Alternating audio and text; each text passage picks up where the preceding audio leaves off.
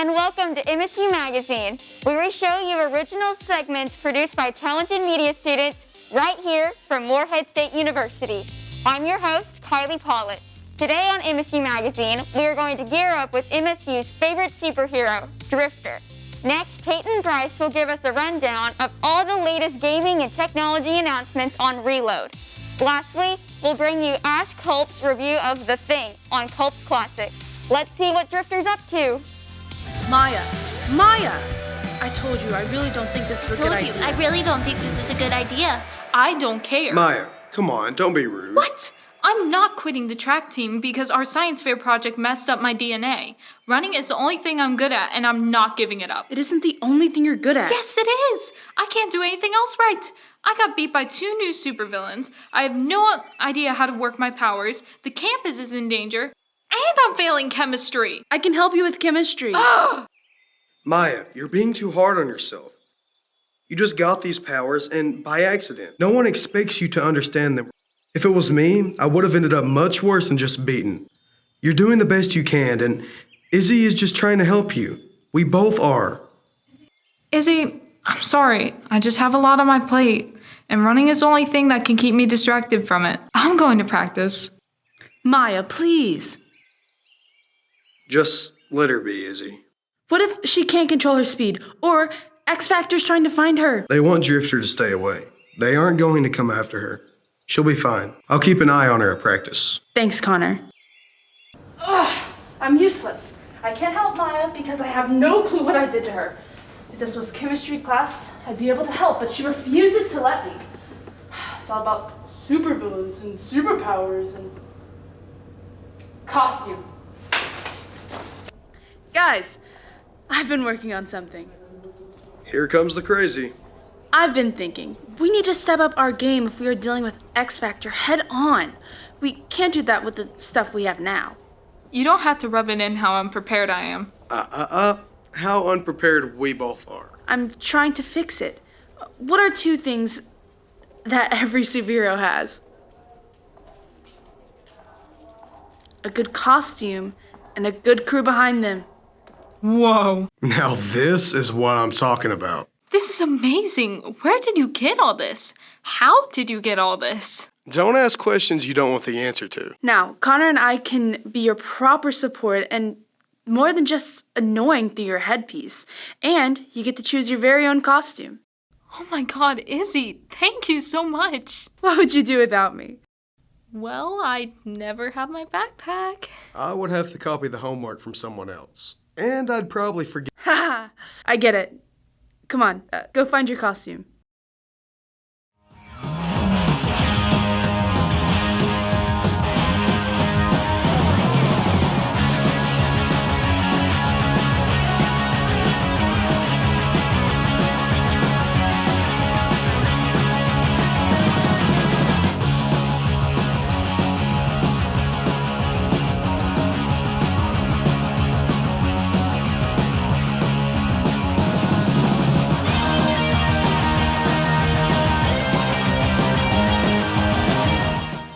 We need to know who Drifter is. They have hazel eyes, they're about 5'5", they got their powers from accident too, and they have friends.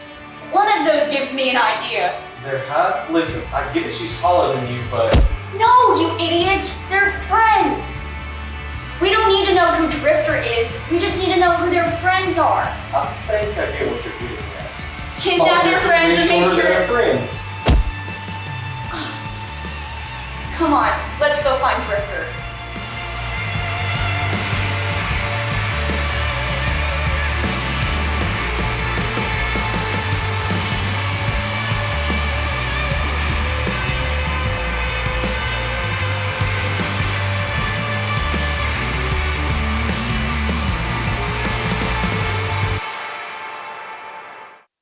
Eagles always soar high, but you might be feeling low if your Eagle card gets damaged or lost. Stop by the Eagle Card office today to get your replacement. Our office is located in Aduc by the University Post Office for your convenience. We are open Monday through Friday, 8 a.m. to 4:30 p.m. The Eagle Card office is here to help you soar again. Stop by and see us today.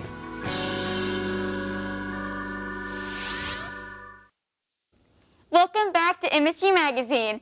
Drifter seems to be getting a hang of her responsibilities.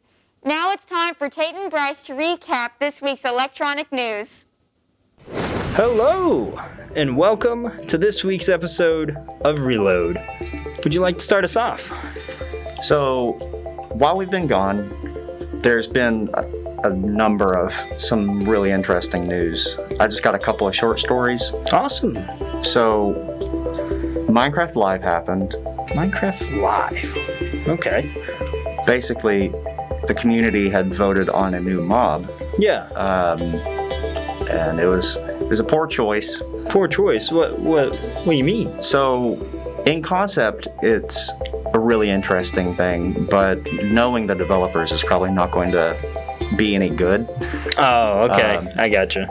It's basically some sort of fairy-like creature that that collects items that you drop for it, and it will drop it at your feet, which sounds interesting in concept, but applying it, it's called the Allay, by the way. The Allay. Yeah. In practice, that might not be too enticing. Yeah. With all the options that anybody could choose from, that's what was chosen, huh? Yeah, the other options were a lot more interesting, like a copper golem that presses buttons and stuff like that and gets struck by lightning. That sounds a way lot more useful. Sorry, not useless. And then the other one was a passive mob that shows you dark areas where monsters can spawn. Yeah. So. What the heck? Then you wouldn't necessarily even have to have a torch on you or anything, would you? Well, it doesn't light up the area, it just shows dark areas. Oh, okay, I'm trying. So it'd be good for like console players because they can't see light levels like computer players can. Oh, gotcha. We also, as of today, there were some more updates from a different company. We all know them, some of us hate them. The world-renowned Apple. Oof. Now, I heard that there was an event that happened recently for Apple. Yes. Today's Apple event, they announced a whole lot of new stuff. Well, I say a whole lot, but it was really mainly three big topics. They updated the Apple MacBook with new M1 chip that is supposedly 70% faster than the previous M1 chip. Well, the last M1 chip was already pretty crazy fast, wasn't it? It was. For it to be produced by Apple and them coming into the game, competing with AMD and Intel, it's kind of a huge advantage for them. Also, they even added back not all of them, but they added back a whole lot of ports to their MacBook. Yes. You are now able to have, if I can pull this up here real quick, there is 3 Thunderbolt 4 ports, a 3.5 millimeter headphone jack, HDMI port, SD card slot, and a MagSafe 3 port. MagSafe, you say? That's a name I haven't heard in a while, at least for a laptop. Oh, I know, right? They are kind of going back on what they did. They're reversing time. It's almost like maybe it was Intel's fault that they went full Thunderbolt. It probably was. Honestly, I would be fine with carrying around a thicker computer if I had the full functionality of, a full-sized HDMI port and 3 Thunderbolt 4 ports. Yeah. I appreciate the ports myself because of all of the versatility that they have. Like I can do a lot more with a laptop if I have a lot more ports. Right. It's just how it goes. Yeah. That's all we have time for this week. Sorry to cut it short for you, but we'll see you on the next episode of Reload on MSU Magazine. See you next week. Bye. Bye.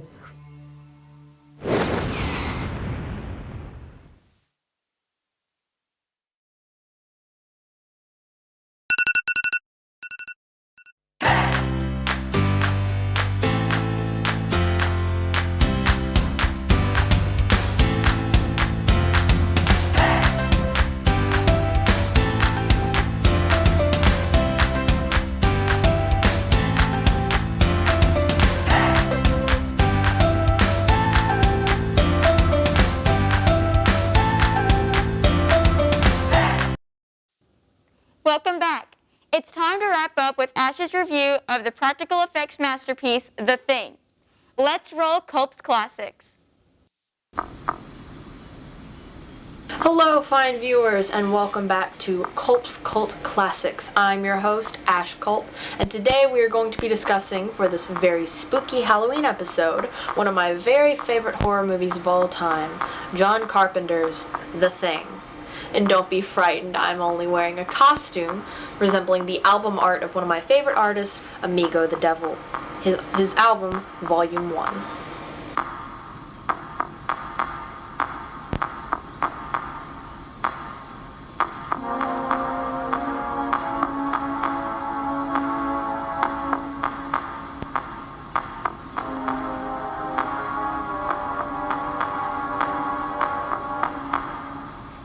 Our story takes place in the cold tundra of Antarctica at a U.S. research facility, following 12 researchers.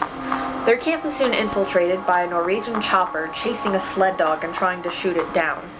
They take in the dog, only to realize it is a shape-shifting monster that's only goal is to kill them. They have to team up to destroy it before it gets back to civilization, and as it one by one picks them off, they start to wonder if the person next to them is somebody they can even trust, if the person next to them is even human. When the movie originally came out in 1982, it was critically panned by both audiences and, of course, critics. This is commonly believed because E.T. was released just a few weeks beforehand, and audiences wanted to see a positive, sweet, child-friendly alien and not a goopy, gross, terrifying monster that is trying to kill everybody in the film. In response, John Carpenter actually made his movie Starman, which is a much more positive alien film starring Jeff Bridges. This is a lot less well-known, as this was the time Carpenter's career kind of started to go a little bit downhill and he became a little less well-known. And actually The Thing is a remake of a movie that came out in the 1950s known as The Thing from Another World, which was also featured in the movie Halloween, Carpenter's biggest feature to date, 1978. The director of The Thing from Another World is known to have actually panned The Thing from 1982 as well, and said it was blasphemy, a blasphemous recreation of his work, which was inspired by the book Who Goes There, written in 1938. Although revered today as one of the greatest practical effects movies ever made, it is considered the holy grail of practical effects, done by a young Rob Bottin, who was only 21 at the time. There is also a remake of the movie done in 2011, still also called The Thing. It is actually a prequel, but if anything, it's a beat-for-beat remake, just taking place in the Norwegian camp of the people who found the alien originally. Now to the most important question of all. Is it actually good? And yes, I can't say yes enough to that. John Carpenter is personally one of my favorite directors of all time, and especially knowing that he hails from Kentucky, Bowling Green, just a little ways west of here, well, a couple hours west of here. It's really inspiring for somebody who wants to eventually get into making horror movies. From the amazing practical effects to the very simple score that is still, it sticks with you. It's something that, I mean, you could hear it playing on the back of this video, but it's something short but memorable. All of the acting is absolutely fantastic, wonderful performances by all 12 members of the cast, especially the leading man, R.J. McCready, played by Kurt Russell. The film constantly has twists and turns that kind of leave you thinking, okay, maybe this person's the thing, or no, they're not, it has to be this person, which constantly leaves you in suspension of fear of should we trust this person or should we not, especially whenever it's given the possibility that McCready himself might be the thing. I believe this is a movie that everybody who is getting into horror should eventually take the time to watch. Watch the 2011 remake afterwards, don't watch it before if you want to watch it at all. I don't blame you for not wanting to, because it was done entirely with CG effects. They originally intended to do it with practical effects, and they shot the whole film with practical effects, but thought they looked too 80s retro, too old school, so they changed it completely to nothing but CG, which I would love to eventually see the practical version of that, but more than likely it's locked in a vault and we never will.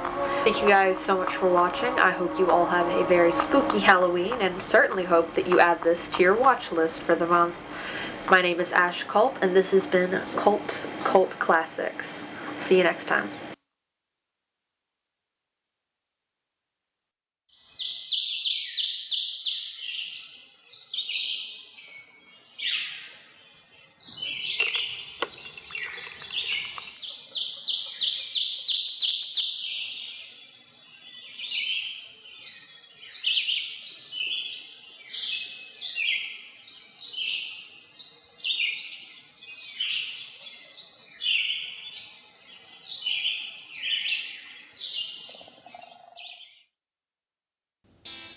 I sure hope you enjoyed today's program. Tune back into MSU TV for the next episode of MSU Magazine in the coming weeks. I'm your host, Kylie Pollitt, and we can't wait to see you next time on MSU Magazine.